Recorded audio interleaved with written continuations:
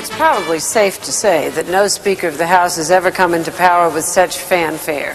No matter where you look these days, Newt Gingrich seems to be there. But it's not clear that familiarity breeds affection. In an ABC poll released today, 35% viewed Gingrich favorably, 37% unfavorably, 28% have no opinion, still don't know enough about Newt Gingrich. That compares with the 45% who see President Clinton favorably, 51% unfavorably. It's Senate Leader Bob Dole who fares best, 62% favorable, 25% unfavorable. And the Republican Party also gets high marks. When asked, who do you trust more to deal with the country's main problems, President Clinton garners only 30%, compared with 54% for the Republicans. Newt Gingrich is convinced that the public support for his party and his ideas is what's important, that the more people hear from him, the more they will like what he says. And there's not much danger these days of not hearing him. Here's Nightline correspondent Chris Bury. And I'm proud to be an American, where at least I know I'm free. In this fickle capital, for this moment at least, he is Newt Gingrich, Super Speaker. Like never before, Newt Gingrich is in the spotlight, king of the Hill, the center of journalistic gravity, Washington's hot-button issue. A man so basking in glory, he went without an overcoat on this freezing January morning to meet with the president he has now overshadowed. We are so warmed by the opening day that this is easy. The new speaker was so intent on keeping the atmosphere warm and fuzzy that he later scolded reporters for seeking slivers of disagreement between himself and President Clinton. No, let me just say something, because I'm just tired of it. There's no point in you all being destructive. We had a positive meeting. The President of the United States was very positive. If the leaders of the United States can get together in a positive way, it would be nice for the National Press Corps to report accurately that it was a positive meeting and not to rush off and immediately try to find some way to get a catfight started. Yes, this diplomatic lecture comes from the same man who once called the Clintons McGovernicks and suggested some of the White House staff had used drugs. In just the last 24 hours, as he has taken Washington by storm, Newt Gingrich has revealed a dazzling array of facets to his complex character. New Newt, old Newt, and some Newts in between. The Gingrich on display in the Speaker's Well yesterday sounded like a statesman and student of history. Newt the magnanimous. I promise each of you that without regard to party, my door is going to be open. I will listen to each of you. I will try to work with each of you. I will put in long hours, and I'll guarantee that I'll listen to you first. And I'll let you get it all out before I give you my version. The new speaker's speech was a hit. Most pundits hailed its bipartisan tone. Yet just minutes before Gingrich's conciliatory words, the old partisan Newt was bashing Democrats on talk radio. You'd think after 40 years in power that they would stop and try to analyze what might have gone wrong. Instead, you have the same kind of leadership doing the same dumb things they did before they were repudiated. Even Newt Gingrich readily acknowledges the struggle within. In a news conference yesterday, he was asked about the fight between new Newt and old Newt for control of his tongue. I've said over and over again, you can't go from being the minority whip to being the Speaker of the House and retain precisely the style that worked as minority whip, of course. Today, you could see the Gingrich styles change on the very same question. On his way to the White House, he joshed with reporters about that controversial CBS interview in which his mother confided he considered Hillary Clinton, quote, a bitch. Just between you and me, what do you think? You go inside. Off the record. Off the record. I would whisper it to you, but my mother told me not to. But emerging from the White House a short time later, Gingrich's jovial mood soured when reporters asked whether the subject of his mother's interview had come up in his conversations with President Clinton. Did you apologize, sir, to him for the comment? I told him I was very sorry what Connie Chung had done, and he agreed. It was totally disruptive. What about what you called Mrs. Clinton? You have no idea what I called Mrs. Clinton because I have never commented on any of those things, and I won't. Was your mother a liar? I don't want to get hit. Soon after he slammed the door on the Washington press corps, Gingrich sought a friendlier forum on the information highway. At a ceremony welcoming a new computer system to put Congress on the internet, yet another side of Gingrich came into view. Sci-fi Newt, the futurist and stem-winding professor.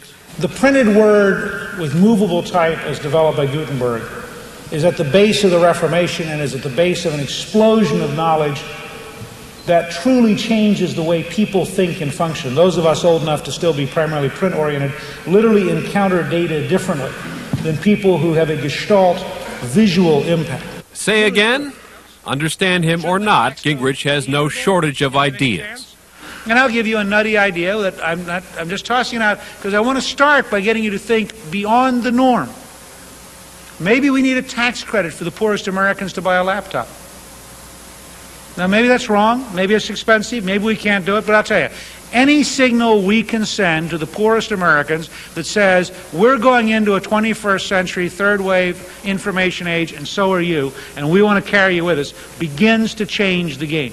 No matter which Gingrich is on display, his political stock is so hot he is now in nearly constant demand, from the august committees of Congress to the sillier side of politics. I want to say on behalf of the brand new Congress that we're delighted to have you all here. Newt Gingrich, super speaker and toast of the town, knows he's on a roll. Newt Gingrich, the history teacher and professional politician, also knows a cynical Washington is already asking, how long can it last? This is Chris Bury for Nightline in Washington. That sense of intimacy. Well, of course, this is the original speaker. Speaker Gingrich invited us in at the end of another long day. He was marveling at the view of the city out of the window of his new office, marveling at almost everything. You said yesterday you were overwhelmed. You still feeling like that? I am, yeah. This was Newt the accommodator, Newt the wide-eyed, white-thatched nice guy. Most especially, this was Newt the statesman, the man who now holds the only congressional leadership position set forth in the Constitution, the man who is second in line to be President of the United States, and who, as leader of the legislative branch of government, went to the White House today as the President's co-equal. This is the speakership of the United States. No, but not even at that level, not at ego, but at... That's where the guy stands who really does have an enormous responsibility. I mean, it's just... And then you have the things with... the president today, we had just a spectacularly good meeting, I think. And why? What was so good about it? I had the sense it was almost like he genuinely was opening up to a new beginning. And it was the most positive and most open conversation we've had. It was a genuinely spectacular meeting. Bill Clinton serves as something of an object lesson for what you're going through right now. I was going back looking at polling numbers, and he came to Washington, with that spectacular ride up from Charlottesville and the beautiful display at the Lincoln Memorial that night, and all the mood was wonderful, and all the exuberance was there, and it's gone. What do you do to keep that exuberance going? Well, I don't think you keep the exuberance going. I think what you've got to do is decide that people have a general vision of where they want this country to go. They are extremely frustrated with Washington for not moving in that direction. And that what we have to do is very methodically work every day to get one step closer to where the American people want us to be. And I think you've got to say up front, this is not going to be easy. There are no easy victories. If they were, this city would have taken them. There are no answers in Washington. What Washington can do is lead and help organize and arouse in the American people the ability to do things. But how willing are they to do things? I mean, we've again have the poll out today that says 80% of the people want a balanced budget amendment, and then you ask each question about if it means cutting this, if it means cutting, and nobody wants to cut anything, even welfare. Welfare is split evenly. If this was 1933, and we had today's news media and today's pollsters, they would have found a way to ask the question, do you really want a New Deal if it means bigger government? And the answer would have been probably not. And they would have rushed in and said to Franklin Delano Roosevelt, well, what about this poll? And I think Roosevelt would have said, you know, we get a poll every couple of years called an election, and then we actually ought to do our job for a while. Every governor I've talked to, Weld, Engler, Thompson, Wilson, all say, don't watch the polls. Do what you think is right. Get it done for a while. Let people see that you're real and that you're serious. And then you'll see opinion change. You talked about Churchill and saying, I mean, you talked about Roosevelt saying, ignore the polls. You've got Churchill here behind you saying, deserve victory. What do you do to deserve victory? Think through where you believe the country has to go. State it honestly and clearly and without regard to consequence. Listen carefully to the American people. Organize a majority to pass legislation. And calmly and systematically replace the welfare state with an opportunity society and transform the government so you can achieve a balanced budget by 2002. And have people every day seeing you doing it for real. And just trust that the maturity of the baby boomers is such now that they will have such respect for the work and the seriousness that they will tolerate disagreements about the details. You've had to sort of discover this whole new role. Has it been just profoundly weird? Yeah, I mean, it has been, I don't know of any words to explain it. I kept saying it's unbelievable, overwhelming. The best line, I came off the set of I think it was the CBS Morning News yesterday. Bob Dole and I had done this, we've been going around doing the morning shows, and we were trying to figure out how do you explain going from the Republican whip to Speaker of the House and to the kind of speakership where the entire national media is wandering around near you, and where thousands of people are coming to tell me. It's just amazing. And I ran into Sonny Bono, who was a freshman member from California. And I said, wow, I'm having this weird experience. He said, you know, he said, it's just like the first time I had a record that went off the charts. He said, you practice and you perform and you try to get there and you dream it'll happen. And then they walk in and it happens. You think, wow, what do I do next? I think for the moment I'm a little bit like the Teenage Mutant Ninja Turtles were 3 years ago, or like the Mighty Morphin Power Rangers are now. I mean, you ride waves in America, and as you know, because you cover it, if something's hot, it's hot. I mean, every editor in the country says, wow, cover that one. I think there will be a point when a couple things will happen. One, people have gotten most of the Gingrich story. And then you're going to start having the Bill Archer story, and the Dick Armey story, and the Susan Molinari story. There are a lot of new players in this business, like Bob Livingston. And then there's the whole Senate. I mean, Bob Dole and Trent Lott and Connie Mack and Phil Gramm. But nothing's ever been like this. I mean, if I could wake Sam Rayburn up in his grave and say, look what's happening with a Speaker of the House coming in, he would be flabbergasted. There's never been anything like this for a constitutional office of the Congress. I think, in all fairness, if you go back, you were commenting earlier, your mother used to have Henry Clay's office. I think Clay's election in 1810 and the arrival of the Warhawks was probably the most parallel to what we did, because it was a genuine policy campaign in which somebody emerged as a major public leader and a legislative leader. And I think, frankly, when the Democrats decided to attack the contract with America and decided to attack me, they created a vacuum. They pushed me into the middle of the vacuum. And so the country, in a weird kind of, and the national media has done the same thing. I mean, the degree to which the liberals who really do dislike me in the national media, the people who just don't get it, decided that by painting me as the alternative, they would sure teach the American people. And the American people said, well, fine, Gingrich has got a lot of warts, I still prefer the Republicans. What's happened is you have this weird moment. I mean, I don't think you've seen anything like this in 170 years. When there wasn't television.